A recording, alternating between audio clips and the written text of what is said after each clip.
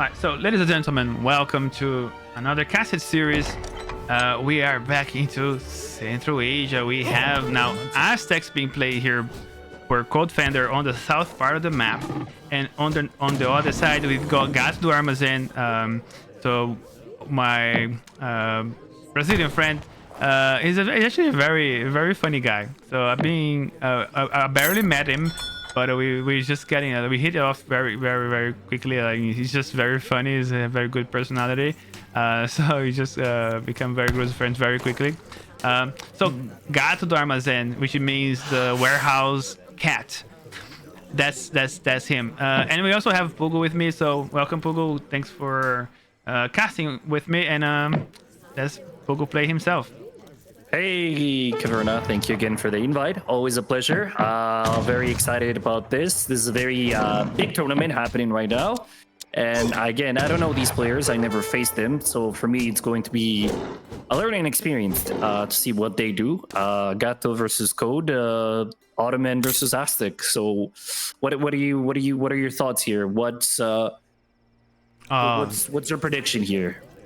I think CodeFender will rush Gato, so it's gonna put pressure on him, and I think Gato can actually do the same. Both seeds can play H2, they can play H3 very well, so I think this could be anybody's game. People might say the Aztec probably is a little bit underperforming lately in comparison to some strategies you can do, but I think what is really broken with Ottomans is probably like if you do maybe like Azap, Abus, or if you go for some sort of like carrying strat with the FI, right? So that's just the broken ones.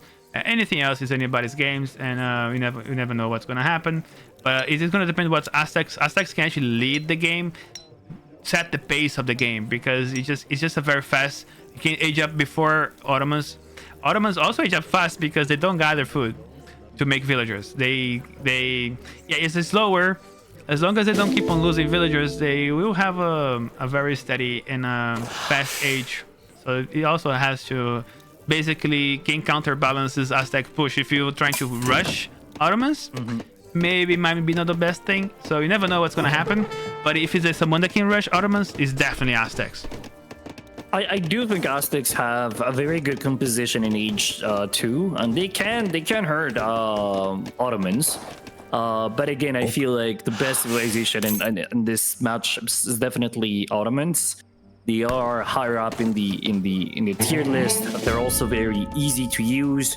Again, I mean, I want to see this Aztec player go and do damage and pressure the Ottoman player as much as possible. I think that he needs to deny the fast fortress if he wants to have a chance at winning this, because a fast fortress with Spahis can be very hard to stop with H2 Aztec units. So again, we'll see. Oh, and we see an age up already. We see the quartermaster for Gato. The messenger. And the messenger. It's the villager one, right? I thought that was the fast one, because that seems like a little fast to me. I think he's gonna age up. I think you're right. Yeah, look at that. I think that's very fast. I think that might be the fast age up for Aztec. Right. So maybe some rush. Don't you have your gather wood, or how are you gonna get the barracks up though? Well, I think he might ship 700 wood. Ooh, interesting. He's going for the vills. Yeah, this is a difference. I don't know why we would age up fast but not rush. I think it's an all-in kind of strat if you age up H2 fast. If you go H3 fast, then it's okay. But if you age up choose fast and you don't push, I think that might be a little mistake, a little misjudgment. Well, it can be a bluff. He can make Gato that he's believed that he's going to rush him. I don't know if Gato is going to invest in any military buildings or any military units in H2, but if he does, it's going to delay his fast fortress. If he doesn't, then you kind of wasted your faster age up.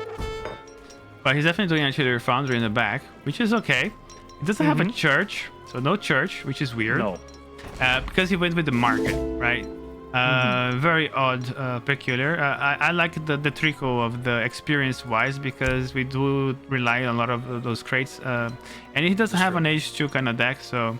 And if you have like a church in the TP, sometimes you can actually sneak in some 5 bills as well. it does help, and then you having the church to actually pop the production to more than 25. It depends how you play Ottomans. There's so many Ottomans, versatile Civ. You can do this. It doesn't. You can do multiple things and still work very well.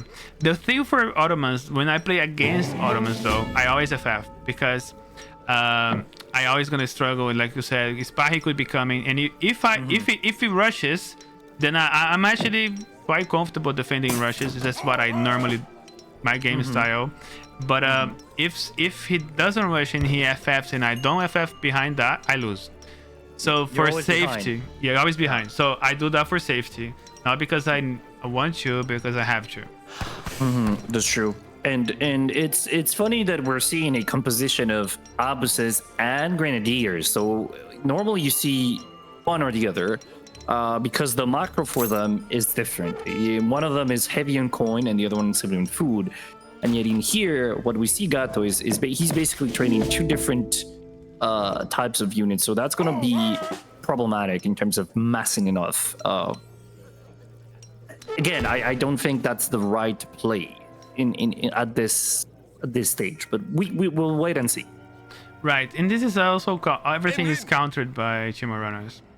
By coyotes. Coyotes, yeah. The coyotes could, 5 coyotes could clean that up and could easily take down. That's probably 700 rests or 600 rests. And again, you don't want to lose that many. Oof.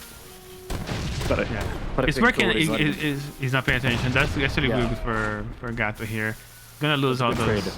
Good trade. And then these guys are very good against. They're good against Janissaries, but not good against Abos and Grenadiers. No. That's true. They're not the best unit. They do have multipliers against cavalry, so they can do damage against cavalry. And they have promotions, right? I don't know if you're aware. The more kills they get, the more stats they gain. And then so Jaguars are one of those units that you want to keep alive if you can. Yeah, the only thing is like to get promotions with them, because they are melee units, they're not ranged, so they tend to normally die. What they tend to do is basically the promotion. I think what it does, it adds a healing mechanism for them. I mean, some of them will get extra HP than normal, but most of them will just be getting a heal because they have, let's say, 100 HP, 90, 80, and then they kill someone and then they go back 10 HP more. They sort of keep on healing back. It kind of works in that way because they are melee units, so they stay in the front. So most of them will be actually engaged in combat, and that's true. It's really hard to actually get some. Like, for example, the French musketeers, when you see them, they actually have 20, 30 HP more because they have been killing on the background at range. And you can connect. You can connect. You can get out. You can heal them. Yep. Yeah. And you look, Ottoman is going up. And so is Aztec. So the Elder. Yeah. And look at that. The Exile Prince. So it's looking interesting. Both civs are going for the Fortress era. Yeah, I like what Aztecs is doing. I like that he takes out the TP. He's trying to take the TP, and it's basically a diversion, right? So it forces a reaction into Gato Armazen to do something to actually try to stop this. I like that he also has this TP like in both sides, also by him time, because now Aztec has to deal with this. So he also have the more that he let this live, the worse it is for him. So he has to go and contest that, and that's going to be time that he's not going to be pushing into his base, giving him time. So that's always a good thing to actually go for a TP because it buys time, and people don't realize sometimes like even like putting a market in front of your base is just a good thing because it's a cheap building that is just there. 2000 HP. If you think about it, it's like a third of a town center, right? And it's just in front of your base. It takes a lot of space. It blocks everything, and it's cheap as hell. And it has 2000 HP. And then the minute that it destroys, you just build another one. Yep. And look, we see a push by the Ottoman player. We see someone who's sieging the noble's hut. So Code got 2 huts by aging up, and he did send a shipment of Jaguars that he's trying to bring forward invisibly, right? He doesn't want to, and he might be able to get them into the battle. Let's go. They are snared. Oh, that's gonna be a good cleanup if he can get those on. Yep, I think he might. I don't even know who had the best trade, because taking that building from Aztecs is huge. I'm not gonna lie. That's a very expensive building. You know, it's not easy to just add another one like that.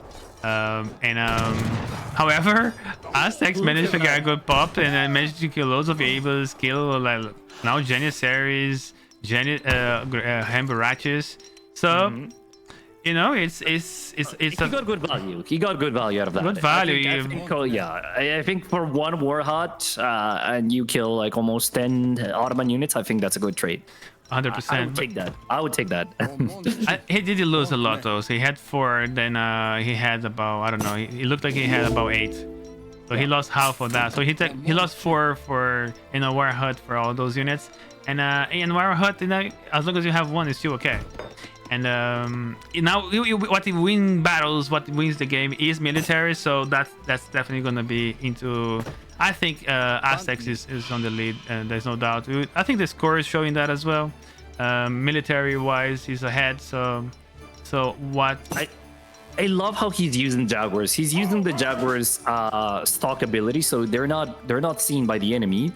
And he's advancing very carefully forward. He wants to scout, and he doesn't want to risk his Jaguars because he knows those units can do a lot of work, but he doesn't want them to get shot at by Janissaries. And look at this.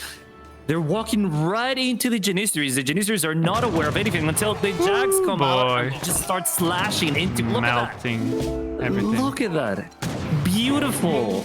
Beautiful play by Code. I'm not a big fan of these invisibility features in this game. I think it'd be silly. One, because they try to go for things that's so realistic in this game. Oh, because it's not history accurate. And then you suddenly, okay, let's make units invisible. How is that accurate? And, yes, but I guess they're trying to show that there were some like guerrilla tactics and kind of like people using like forest and jungle to like surprise the enemy. But yes, being invisible is gamey. Is not. Yeah, it's very gimmicky, and it's like breaks gameplay because it just gives your opponent such a good value for everything.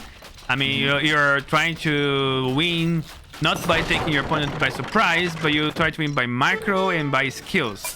By controlling the game, not by I only won because I took you by surprise with my invisible units. Ooh, that's a good pop. Look at that. Spakis and Mamelukes. Oh, that's gonna be rough. Oh no. Damn, that's a lot of stuff. And Minutemen. And Minutemen. I mean, that's the best pop you can have. As Ottoman, yeah, that's you're gonna have a lot of value.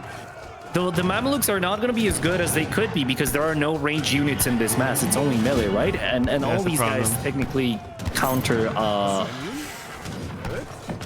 Yeah, but the Spahi does arrow damage though. At this point, as units are not upgraded, the Mameluke can take for days. And 1400. Holy crap! 1400 HP. Wow, I can't believe that he pulled this off. But this is a very expensive composition that he had to go for. But he still have some Minutemen. We don't want to lose Spahi. Spahi, they heal themselves up. I think the best thing is just to retire this guy. Put him in the corner here. Don't play with him anymore. Yeah. It's not. But yeah, he's still making use of it because he's actually slashing. But yeah, look at that. He's literally his macro there. But look, he's trying to use more of the Jaguars, and he wants to snare, and he has to be careful because the Jaguars will do damage. Look at that. One goes down, and Mama is about to go down as well. And if the Spies get slain, he won't have any damage. He will have some tanks in the Mamelukes, but it's really the Spies and the militias that are doing the damage right there. Scores are dead even 12,000 for both players, so these guys are trading almost evenly here. Though I have to say that Gato did surprise CodeFender.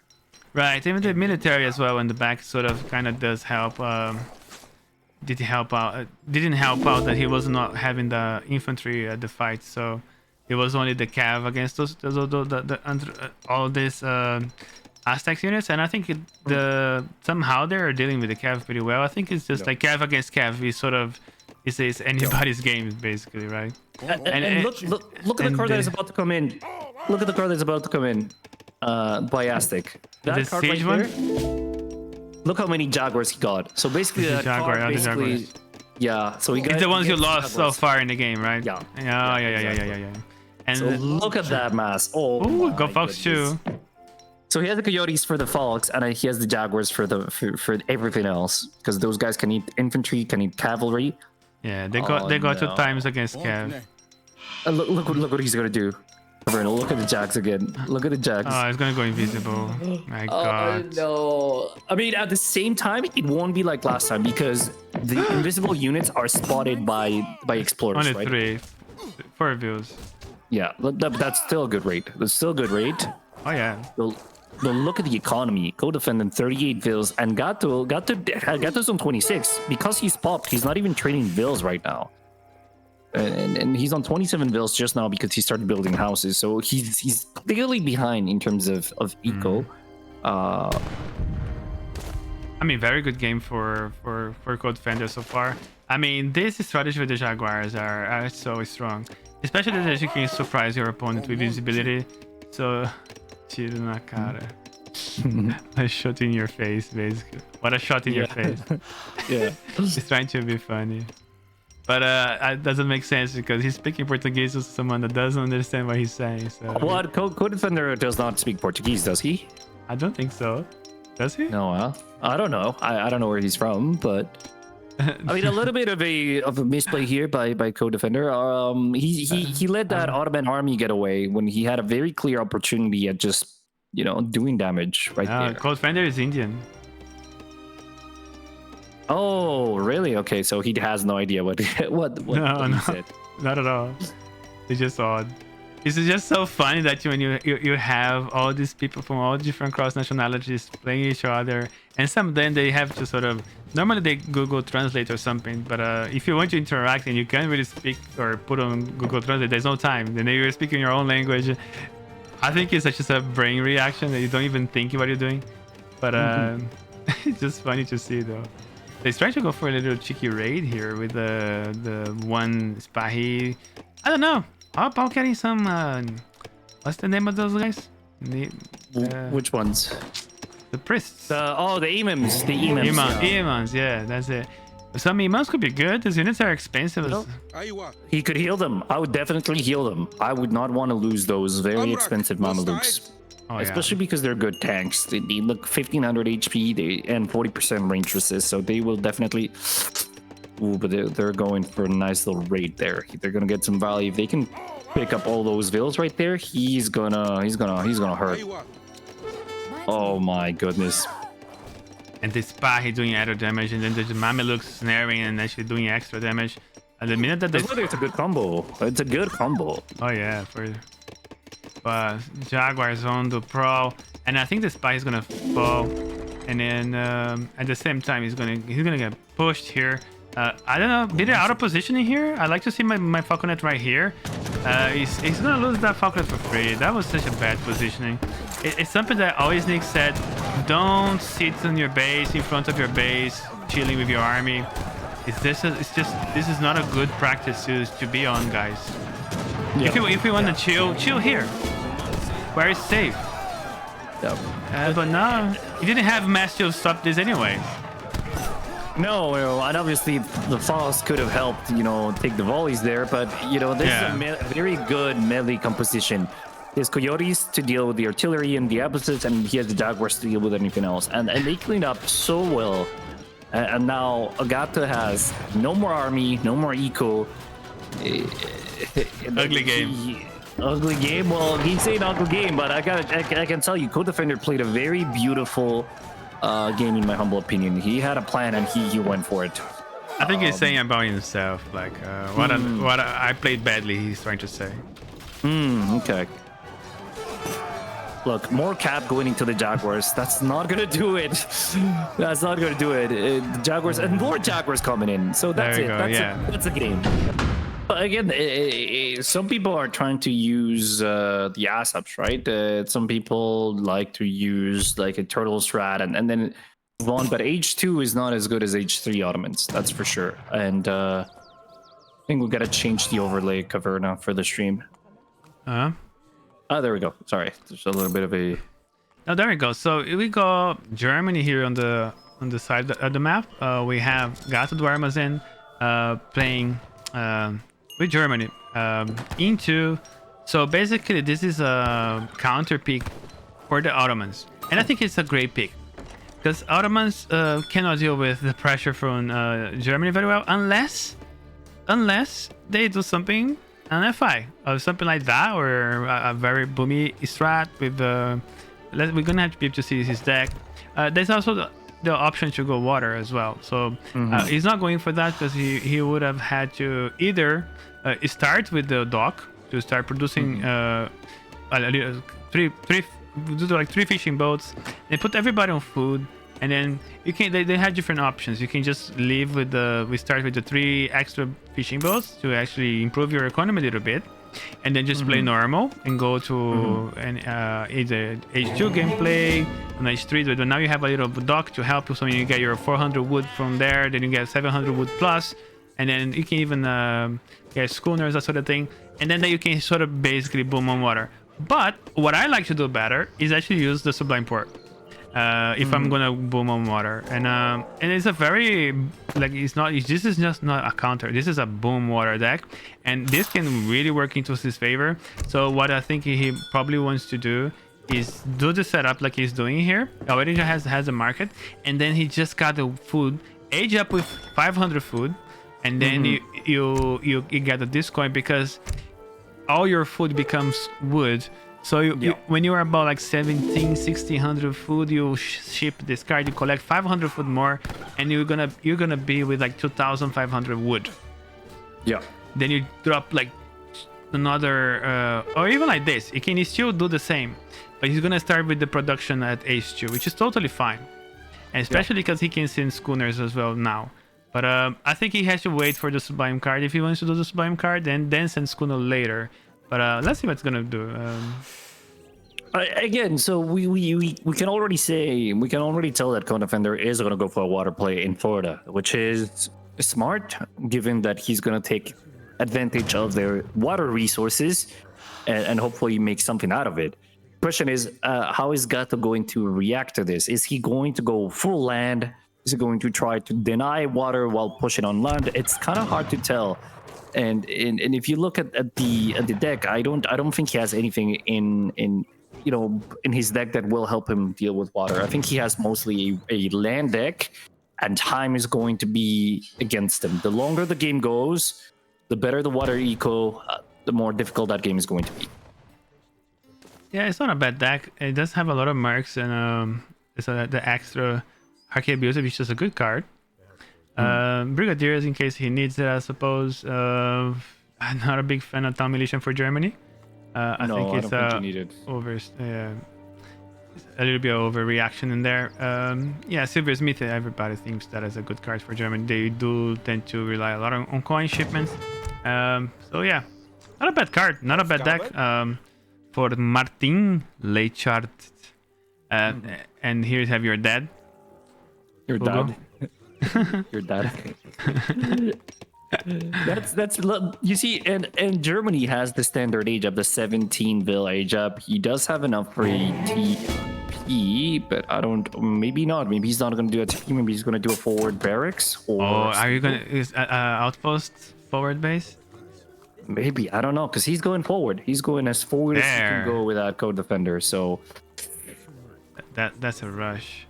Outpost. That's a rush waiting.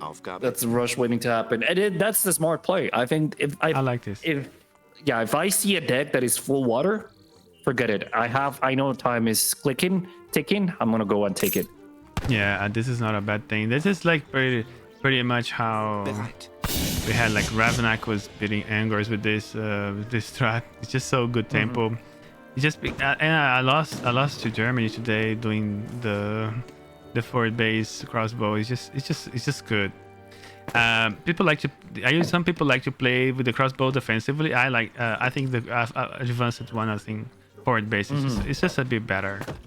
We are on 4 minutes 47 and we are shipping 8 crossbows, and we're gonna be in your face. And what's his plan? Did he ship Sublime? He did ship Sublime. So now we got 2,400 wood, but your opponent's in your face. And we go Does he know that? Has he scouted that base? Because I don't think he has scouted that. Because otherwise he wouldn't be placing that barracks as forward as he did. Exactly. And they're so far away from TC fire that if that barracks gets pushed, as it's going to be, he won't be able to really defend it. In fact, I don't think he's gonna get the barracks. Oh my god, that villager could have finished that barracks. But now is... No, he doesn't have anything to defend. Yeah, and now it's gonna go down way faster, but he's gonna sacrifice more villagers for this. But look, now it's like... It doesn't matter. It doesn't matter because the barracks is going to go down and then Janissary streams slowly. So and more two villagers down. So this is huge. This is already like putting Gato way ahead of the game. I mean, good choices of decisions here. Look, maybe it was by looking the deck was definitely the right thing to do, because it's always scary to do this against Ottomans, because if it's FFs, I think Germany suffers. Yeah. Because at the minute I just put Spahi in your face, but at this point he would probably be aging by now. But he will still have to figure out how he's gonna get the food. He probably had to sort of like sneak some villagers out before the time, you know. Yeah. But now house already. Look at that. Gato being very smart, sieging the houses first, sieging the barracks, so that Code can get any reinforcements from the home city. And now Code is, yeah, sure, he's booming on water, but yeah, what can he do now? What can he do? Yeah, he's still capped. He didn't buy houses. It's a good thing that he has some builds outside of this, but houses is gonna go down. So I think he needs to build an outpost, houses. As this is a lot of things too. So all your plan goes down to the drain, and we are on 15 views just because we have the boats, like you're saying. But the wood won't last forever.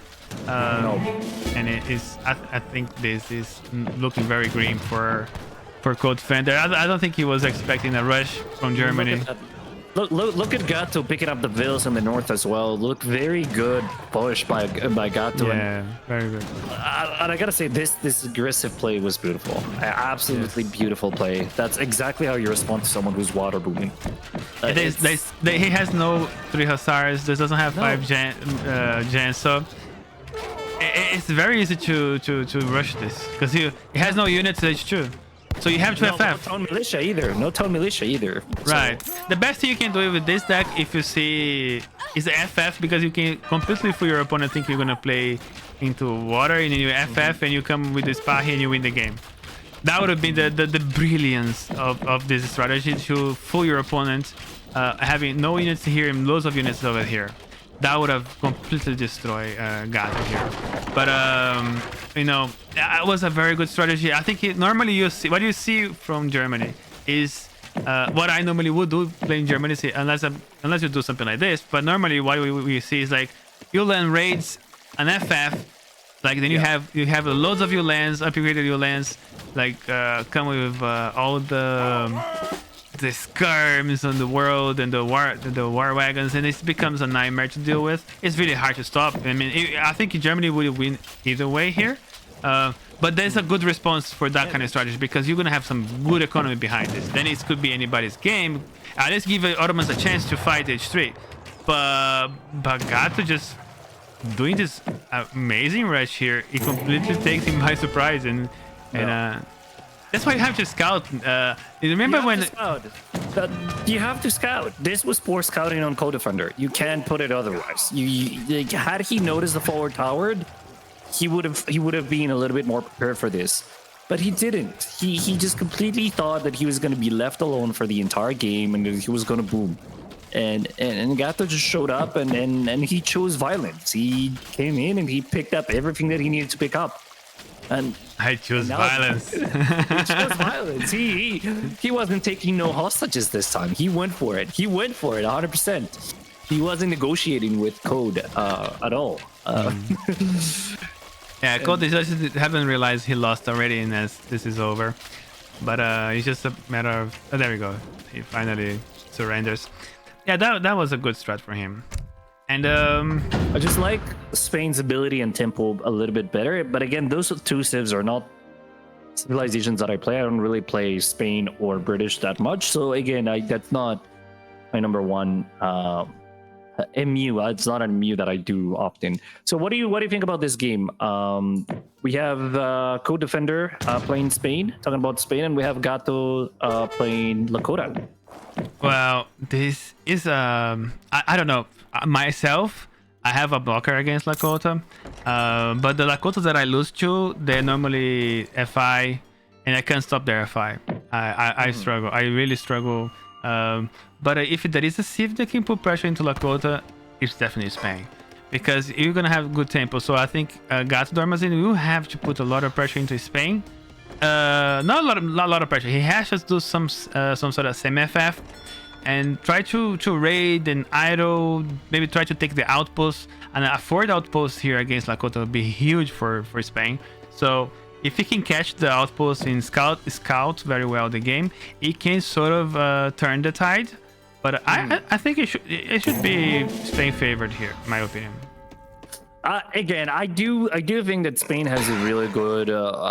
It's a really solid Civ. However, I do like Lakota better in this MU for two reasons.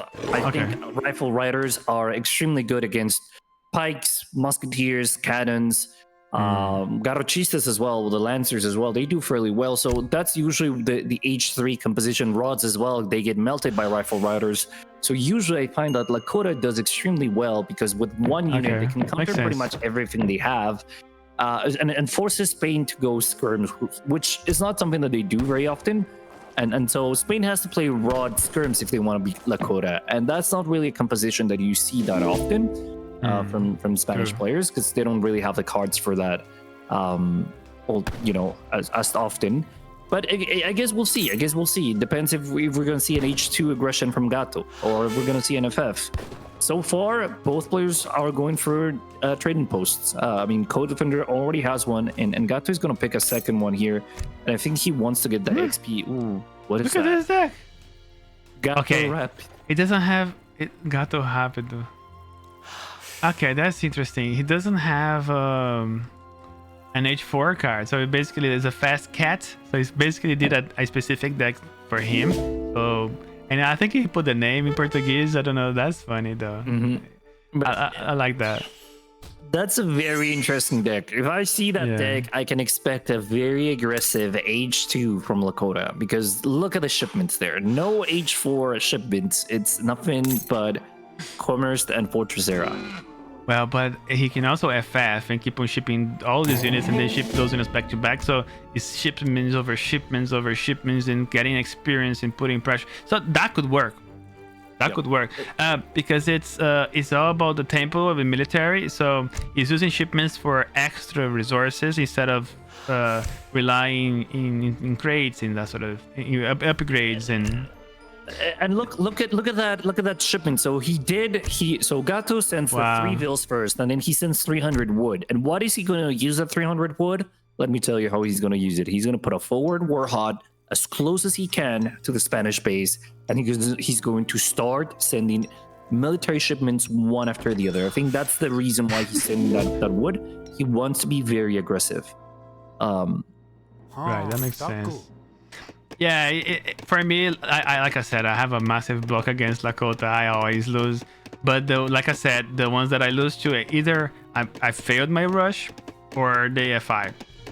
When they rush me, I normally don't lose that very often, unless when they do like a cav rush where they are sort of like bothering me, they are raiding me, right? Those are the ones that I do. I'd be scared because they are building that cav as well, and then they go to H3 later, and it's really hard to push into Lakota's base, even though like you see this little low height town center that looks like doesn't have much HP, and you think you can take it down very easily, right? Like, but yeah, you're fooling yourself. There's a lot of pops with Lakota that happens, and I can't forget how many times I've lost against Lakota. Lakota is a civilization that a lot of people hate on, and look at the forward warhawk. What? Look how close that is to the. I didn't even know you can do this.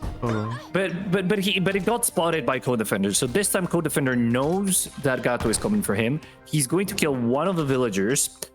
And he might be able to delay the warhawk. He might be able to kill the second villager here. It is possible. military shipments being sent by Lakota as well. So this indicates a lot of aggression. This is going to be a very active H2. That was a mistake from CodeFender. If he sent one dog after this villager, that would be okay, because then all the other dogs would be onto that village, and that villager would definitely die. Absolutely. And this would never be built. So I think it was a little bit misplayed for him. It worked very well for Gato, but we got pikes being sent out for Spain. It's true. That's boy. CodeFender learning from last game. He said, "Listen, last game I got rushed. This time I'm not gonna let that happen again." Bringing his dogs back, 4 of the dogs, and we're gonna go. That's it. Explorer. He might take down the Explorer as well. That's nice. 100 XP. Wow. Maybe a villager as well. Maybe a villager. That's huge. So that's huge. So CodeFender, this time he prepared. This time he knew where the attack was coming from, and he defended. And now he saw it coming from the trade post. I think maybe a forward base here would be a bit safer, because if your opponent has a trading post here, but dude, if he actually managed to put this up here, that would have been too scary. Maybe he needs a little bit more villagers, maybe 3 or 4 villagers to build that bit faster, just because you're trying to do something super funky. And then if you just do 2 villagers, maybe here or here would be way safer. You actually don't need to be that close, but I see how that scary that would have been. Yeah, I think that was, and I do agree with people on chat. People are saying that this was extremely greedy, and it was. Code had line of sight. It was right next to Code's base. He could have called the town militia, and with town militia, he could have denied the warhut. And now Gato is 1 warhut down, effectively one or 2 shipments behind, because he also sent that 300 wood, right? We have to remember that was not 700 wood. That was 300 wood in each one that he sent. Yeah, horrible card. Horrible card. If you don't make it work, you're losing value. You're losing a lot of value there. You're right. So aging up with the scout. So now we are chilling. I think we already sent the wood. I mean, yeah, we did have a pike shipments as well, to sort of counterbalances the 300 wood from Lakota.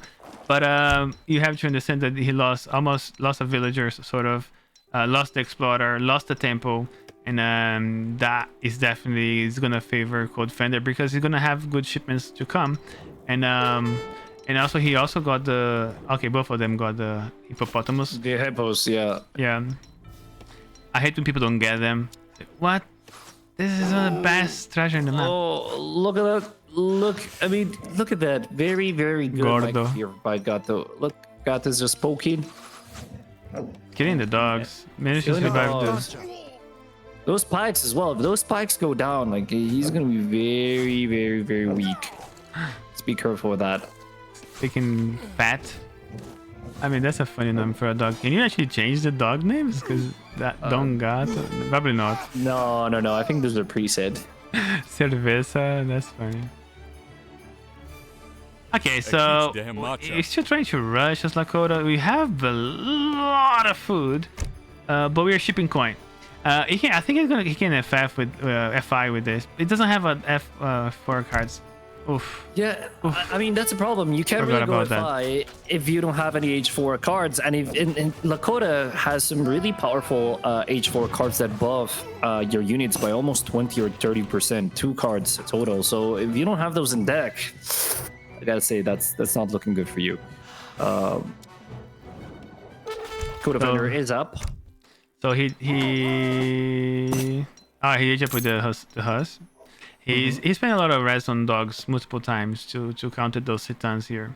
They're Sitans, right? Yeah, Sitans. Yeah. And I don't know if I feel about that a little bit, but Spain tends to have a better economy in the beginning as well. So it's kind of like you gotta really choose the times to make the dogs. And he did the pikes, and the pikes are sort of easily countered. But with the Hus here, great choice, because now the bows will melt here. Yeah, and people also underestimate dogs. Dogs are 75 food, and they don't have really a good. They have good damage and no counters really. So 22 damage. It's very cheap for that amount of food. And Yeah. TheCodeFender is now sending a forge, which might indicate a little bit of a defensive play into perhaps an H4 or perhaps it's a very long H3. Yeah, I would like to see a little bit more herding, especially because they're sending a fort. I would put a fort like outside, like here. So then I can secure that mine. I have all these hunts here. I think this is a bit of a reaction in terms of, yeah, fort is good if you're doing something with it. What's the idea? What's the defend the scoring mines? I don't think you need defense on those scoring mines here, especially you have an outpost in your base. So yeah, I think that would be a better placement over there, because I think this is just make a big outpost. Think it this way. But if unless you're doing something funky like an FI or something, then you'll be hurting all of this towards your big outpost, right?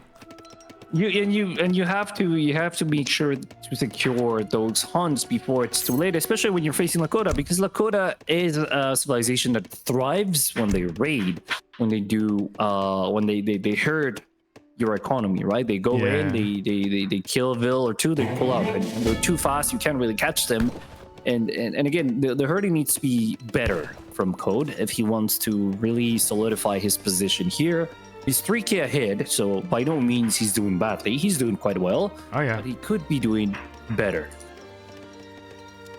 Yeah, and also if you have like, I think the pikes, it was sort of undervalued here, but they actually provided so much security for him, because now that he took everything, now he's actually he lost for some setons, but after when he had those they had some cav here from Gato, but the Gato couldn't use the cav because he had all those spikes now, and now it sort of bought him time as well. So now he can safely farm here.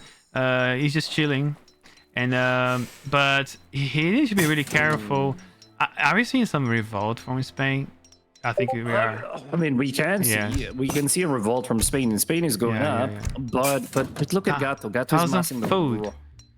That's one of the weirdest cards I've seen. Yeah, you can have it for an FI. You can have it. I personally don't really use it. I'd rather have coin or anything else, but some people use it. Interesting. Yeah, those are interesting. They are different. The Spanish square.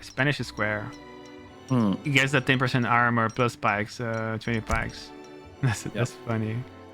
Yeah. Those look at the Lakota army. So now he has rifle riders. He has Wakinas that he trained, and that army is going to be effectively countering anything that Spain can produce at this stage of the game. Spain could resolve to make some goons and some skirms, but because they only have one military building, he is not going to be fully able to counter this. A little bit of a miss micro there, getting poked by the pikes, but there you go. Shooting at no more pikes. Yeah, he didn't have to lose a single unit. Maybe put like a dog here, you know? Put like a dog here.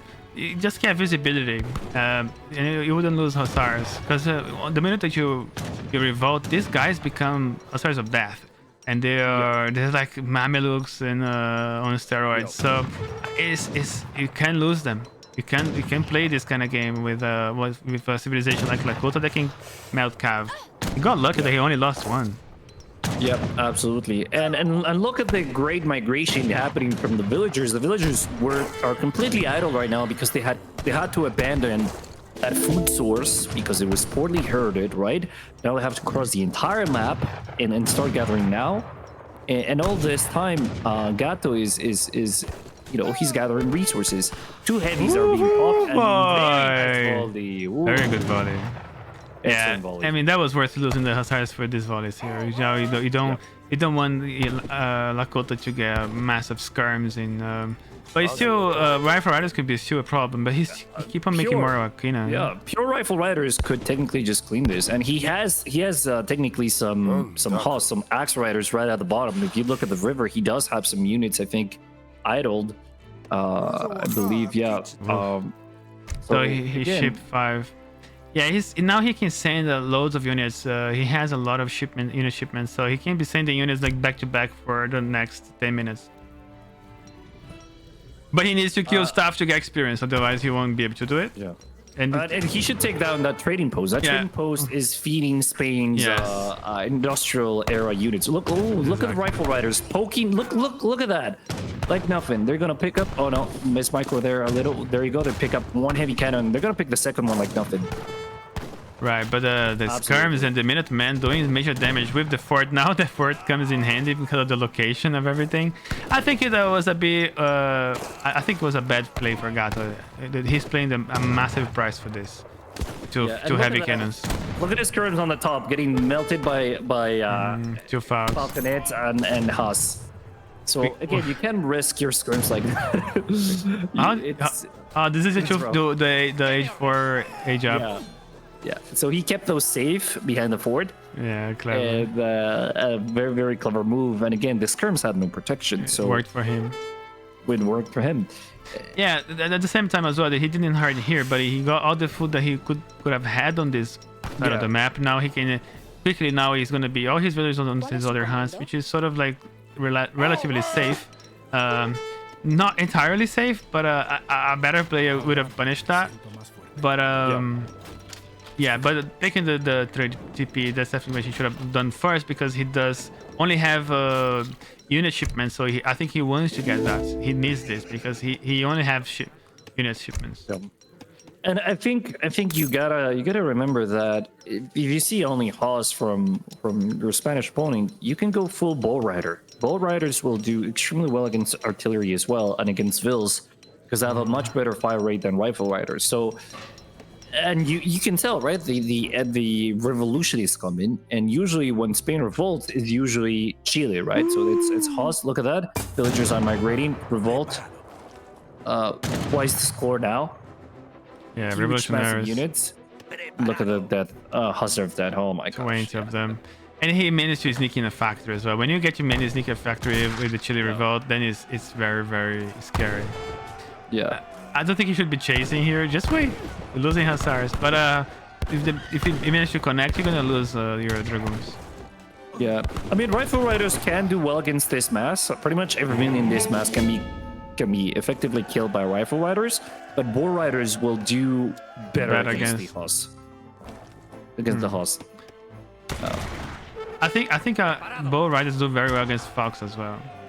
Yeah, but Rifle Riders have better multipliers against artillery. Oh, really? Okay. And less multipliers against Cav.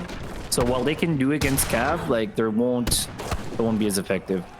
Yeah, had he not lost the initial mass of Rifle Riders like he was losing, maybe he would have been. Even though he had two Falconets, the two. Oh my god!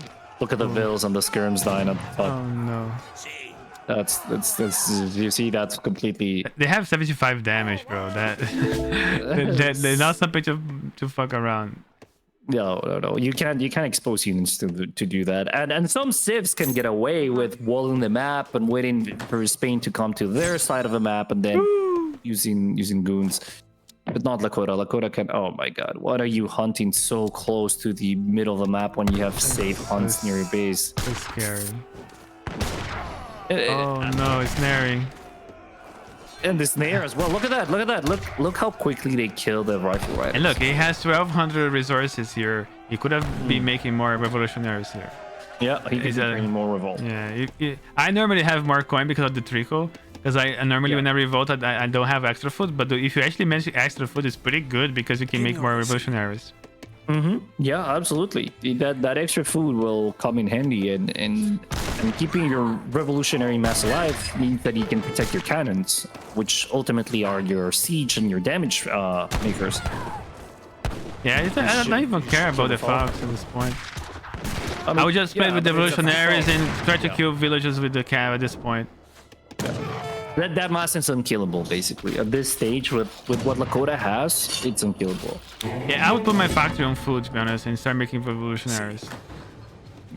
I don't think heavy cannons against Lakota it does better than revolutionaries. There we go. It's just sieging really fast. These games have been so strange to cast because game 1, we saw CodeDefender absolutely dominate the game, and then game 2, Gato was the one who was completely overrunning CodeDefender, and now Yes. we see kind of a reverse where I feel like CodeDefender is one step ahead of his opponent the entire time. It's weird. It's like they're taking turns on who's playing better.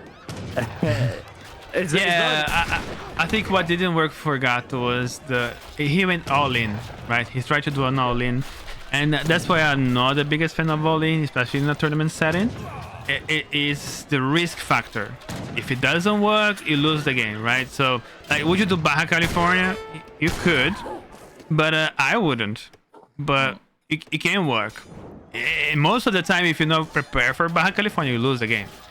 But it's an all-in thing. One mistake and you're done.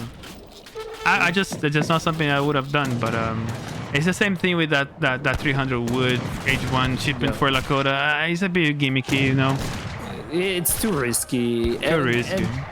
And I think this was a little bit of a troll game from Gato because he could have placed that Warhawk in a spot where it wasn't seen. But he decided to go at the bottom of the map and place it as close as line of sight as possible. And to me, that was a little bit of a troll move, saying like, "Hey, what are you gonna do about it? I'm gonna rush you again like last time."